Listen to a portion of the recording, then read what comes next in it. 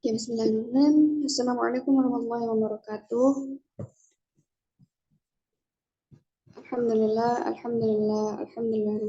wassalatu wassalamu ala asrofil anbiya'il alamin, wassalatu wassalamu ala asrofil anbiya'il alamin, wa ala alihi wa ashabihi ajma'in, amma ba'du.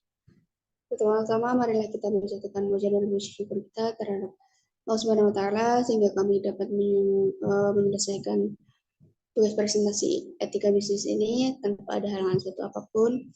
Yang kedua, salawat serta salam tetap tercurahkan kepada junjungan Nabi Agung Muhammad SAW yang telah membawa kita dari zaman kegelapan menuju ke zaman terang benderang seperti sekarang ini. Di sini saya Rida Satiriyahana sebagai moderator yang akan membantu jalannya presentasi pada kesempatan kali ini. Kami kelompok 5 yang terdiri atas saya sendiri, Reza Tirahana, dan juga ada Saudari Laura Arfireta Yunanda, ada Saudari Amanda Vidya Febriana, dan terakhir ada Nisa Ayu Putri Purnomo yang akan memaparkan mengenai materi kewajiban karyawan dan perusahaan. Baik, langsung saja kepada Saudari Laura Arfireta Yunanda untuk menyampaikan presentasinya. Baik, terima kasih atas kesempatannya. Di sini saya akan membacakan materi mengenai kewajiban karyawan dan perusahaan. Dalam hubungan antar karyawan dan perusahaan, kolerasi wajib hak ini pada umumnya ada juga. Membahas segi kewajiban maupun hak akan mengakibatkan kita sering harus mengulangi hal yang sama sampai 2 kali. Membahas secara umum kewajiban karyawan dan perusahaan mau tidak mau akan menghadapi banyak kesulitan, sebab di antara karyawan terdapat banyak variasi dan posisi dan peran yang sangat beragam. Di sini kita berbicara tentang karyawan yang terutama kita maksud adalah manajer. Dalam artian mereka yang memimpin karyawan lain, seperti misalnya kepala bagian. Alasannya terutama mereka yang memikul tanggung jawab dan dalam perusahaan, sehingga konsekuensi etika tampak dengan lebih jelas. Tetapi yang berlaku bagi para manajer, mutatis mutandis bisa diterapkan juga pada semua karyawan. Poin pertama, kewajiban karyawan terhadap perusahaan. Next. Ada 3 kewajiban yang menimbulkan masalah khusus. Yang pertama, kewajiban ketaatan, yaitu salah satu implikasi dari statusnya sebagai karyawan adalah ia harus mematuhi perintah dan petunjuk dari atasannya. Namun demikian, hal itu tidak berarti bahwa karyawan harus mentaati semua yang diberikan atasannya. Karyawan tidak perlu dan malah tidak boleh mematuhi perintah yang menyuruh ia melakukan sesuatu yang tidak bermoral. Karyawan juga tidak wajib mematuhi perintah atasannya yang tidak wajar. Yang dimaksud dengan perintah yang tidak wajar adalah perintah yang tidak diberikan demi kepentingan perusahaan. Karyawan juga tidak perlu mematuhi dan memegang dan memang demi kepentingan perusahaan, tetapi tidak sesuai dengan penugasan yang disepakati ketika ia menjadi karyawan di perusahaan itu. Yang kedua, kewajiban konfidensialitas. Kewajiban konfidensialitas adalah kewajiban untuk menyimpan informasi yang bersifat konfidensial, dan karena itu rahasia yang telah diperoleh dengan menjalankan suatu profesi. Banyak profesi yang mempunyai suatu kewajiban konfidensialitas, khususnya profesi yang bertujuan membantu sesama manusia. Dalam korelasi perusahaan yang konfidensialitas bisa memegang peran penting, karena seseorang bekerja pada perusahaan. Bisa saja ia mempunyai akses kepada informasi rahasia. Yang ketiga, kewajiban loyalitas. Kewajiban loyalitas merupakan konsekuensi dari status seseorang sebagai karyawan perusahaan. Dengan memulai bekerja di suatu perusahaan, karyawan harus mendukung tujuan-tujuan perusahaan. Karena sebagai karyawan, ia melibatkan diri untuk turut merealisasikan tujuan-tujuan tersebut. Dan karena itu pula, ia harus menghindari segala sesuatu yang bertentangan dengannya. Next. Selanjutnya, poin kedua akan dibacakan oleh Saudara Nisa Ayu. Baik, poin kedua yaitu melaporkan kesalahan perusahaan. Dalam literatur etika bisnis berbahasa Inggris, masalah ini dikenal sebagai whistleblowing atau manipulate. Dalam bahasa Inggris, istilah ini sering dipergunakan dalam arti kiasan, yaitu membuat keributan untuk menarik banyak perhatian banyak orang. Dalam etika, whistleblowing mendapati arti lebih khusus lagi, yaitu menarik perhatian dari luar dengan melaporkan kesalahan yang dilakukan oleh sebuah organisasi.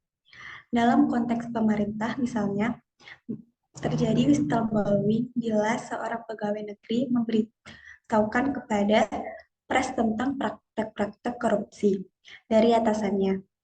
Di sini kita membatasi daripada whistleblowing dalam rangka bisnis, sehingga artinya menjadi melaporkan kesalahan yang dilakukan oleh sebuah perusahaan kepada dunia luar seperti instansi pemerintah atau pers.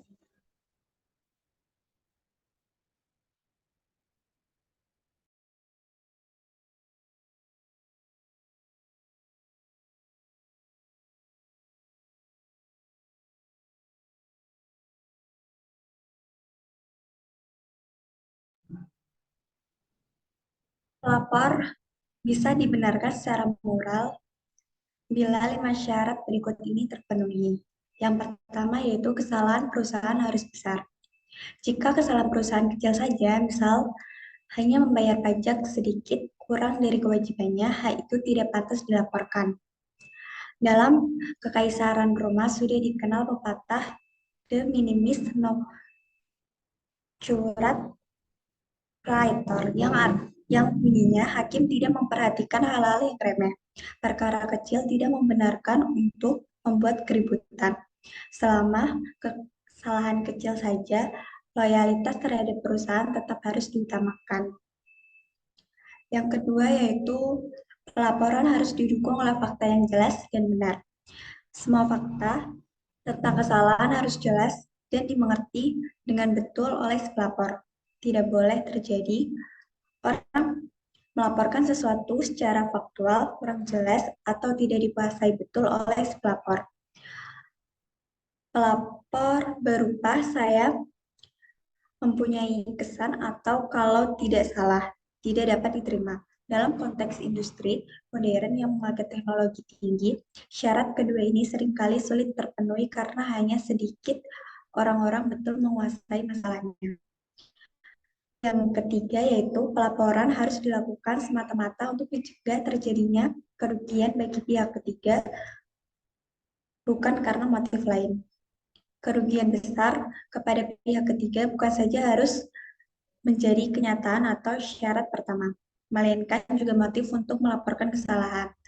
Tidak etis bila orang melaporkan karena motif yang tidak murni, walaupun kesalahannya memang besar. Whistleblowing karena motif kurang murni sering terjadi. Yang keempat, penyelesaian masalah secara internal harus dilakukan dulu sebelum kesalahan perusahaan dibawa keluar. Jika karyawan merasa bertanggung jawab, ia harus berusaha dulu untuk menyelesaikan masalahnya di dalam perusahaan sendiri secara jalur yang tepat. Hal itu juga sesuai dengan kewajiban loyalitasnya. Baru setelah upaya penyelesaian secara internal mereka gagal, mereka bisa berpikir untuk melakukan whistleblowing. Yang kelima, harus ada kemungkinan real bahwa pelapor kesalahan akan mencatat sukses. Jika sebelumnya orang tahu bahwa pelapor kesalahan tidak akan menghasilkan apa-apa, lebih baik orang tidak melapor. Tentu saja, sebelum berlangsung, tidak pernah ada kepastian bahwa pelapor akan mencapai sasarannya, yaitu mencegah terjadinya kerugian untuk pihak ketiga. Tetapi kita bisa berusaha membaca situasi dulu. Selanjutnya materinya akan disampaikan oleh teman saya, Zezeti. Kepadanya saya persilakan. Oke, baik. Terima kasih Mbak Nisa Ayu atas kesempatannya. Di sini saya akan melanjutkan poin 3, yaitu kewajiban perusahaan terhadap karyawan. Kewajiban dari pihak satu sering sesuai dengan hak dari pihak lain. Kewajiban perusahaan biasanya sepadan dengan hak karyawan, secara implisit ataupun eksplisit. Kenyataan ini berulang kali akan tampak dalam pembahasan selanjutnya. Yang pertama itu perusahaan tidak boleh mempraktekkan diskriminasi. Yang kedua, deontologi menyediakan argumentasi lain. Kemudian yang ketiga, alasan lain lagi berasal dari teori keadilan. Kemudian yang selanjutnya yaitu poin 4, perusahaan harus menjamin kesehatan dan keselamatan kerja. Yang pertama itu ada poin beberapa aspek keselamatan kerja. Di seluruh dunia terjadi banyak kecelakaan di tempat kerja. Tidak dapat diragukan, hal ini merupakan akibat langsung dari cara berproduksi yang disebut industri dan penggunaan teknologi canggih. Ada aneka macam kecelakaan kerja yang terdapat banyak korban, yaitu ada di kecelakaan industri di pabrik-pabrik atau tempat industri lain, misalnya tangki meledak karena mesin pemegang pertambangan ambruk dan sebagainya. Kemudian yang selanjutnya itu ada pertimbangan etika. Di sini dijelaskan bahwa dasar etika bagi kewajiban perusahaan untuk melindungi keselamatan dan kesehatan kerja itu ada 2 poin. Yang pertama, ada yang mencari dasar itu dalam hak si pekerjaan. Yang kedua, ada pengarang lain yang menemukan dasar itu dalam deontologi. Kemudian yang terakhir itu ada C, 2 masalah khusus. Poin yang pertama, apakah pekerja boleh menolak perintah atasan untuk melaksanakan suatu tugas yang dianggap terlalu berbahaya? Jawabannya, jika pekerjaan yang dilakukan adalah bertanya dulu apakah ada SOP atau tidak. Maka kalau misalkan hal itu nggak wajar atau SOP-nya kurang wajar bagi pekerjanya itu, maka pekerjanya boleh menolak dari perintah. Yang kedua ada karena kerugian akibat kondisi kerja yang tidak dialami oleh si pekerja bagi dirinya sendiri, melainkan bagi keturunannya.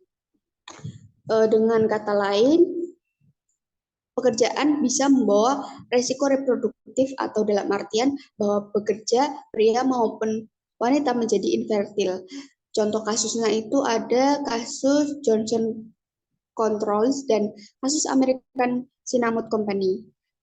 Kemudian yang selanjutnya akan disampaikan oleh saudari Amanda Febria. Kepadanya kami persilakan.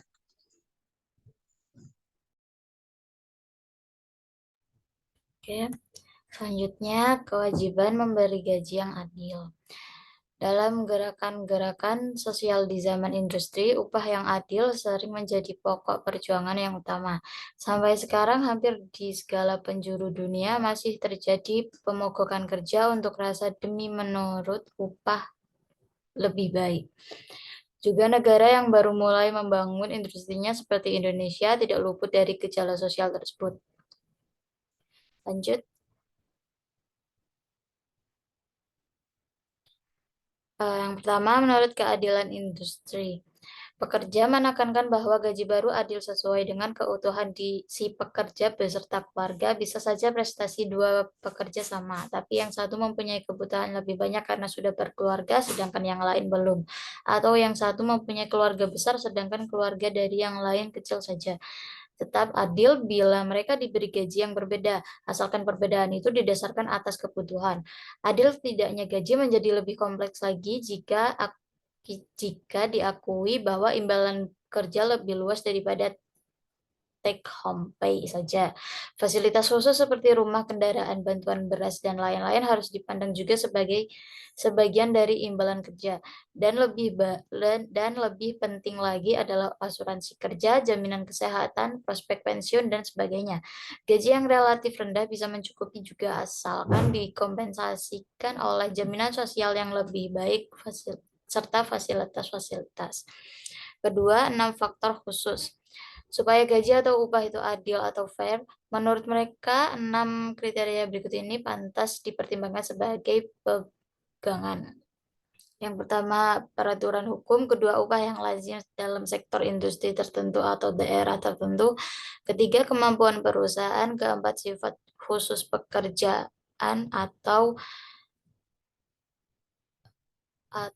gaji lain dalam perusahaan. Selanjutnya, perundingan gaji atau upah yang fair.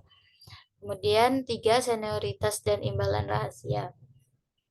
Ada yang berpendapat bahwa senioritas yang secara otomatis diikutsertakan dalam menentukan tingginya gaji sudah tidak pantas pada zaman sekarang. Hal itu masih merupakan sisa-sisa dari zaman dulu ketika orang dihargai hanya karena senioritasnya. Zaman modern sekarang lebih memperhatikan prestasi dan hak. Prinsip pembayaran sama ya untuk pekerjaan yang sama. Memang dilatar belakangi suasana modern itu dan karenanya dapat dimengerti jika tekanan pada senioritasnya akan berkurang. Supaya sungguh-sungguh fair, sistemnya harus terbuka, suasana terbuka, memberi kesempatan untuk mengadakan kontrol sosial.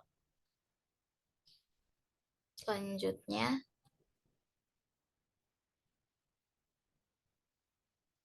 perusahaan tidak boleh memberhentikan karyawan dengan semena-mena. Next. Pertama, perusahaan memiliki 3 alasan mengapa perusahaan akan memberhentikan karyawan. Yang pertama, alasan internal perusahaan. Kedua, alasan eksternal. Ketiga, kesalahan karyawan. Next. 2, kewajiban majikan dalam memberhentikan karyawan terhadap 3 butir berikut ini. Yang pertama, majikan hanya boleh memberhentikan karena alasan yang tepat. 2, majikan harus berpegang pada prosedur yang semestinya. 3, majikan harus membatasi akibat negatif bagi karyawan sampai seminimal mungkin.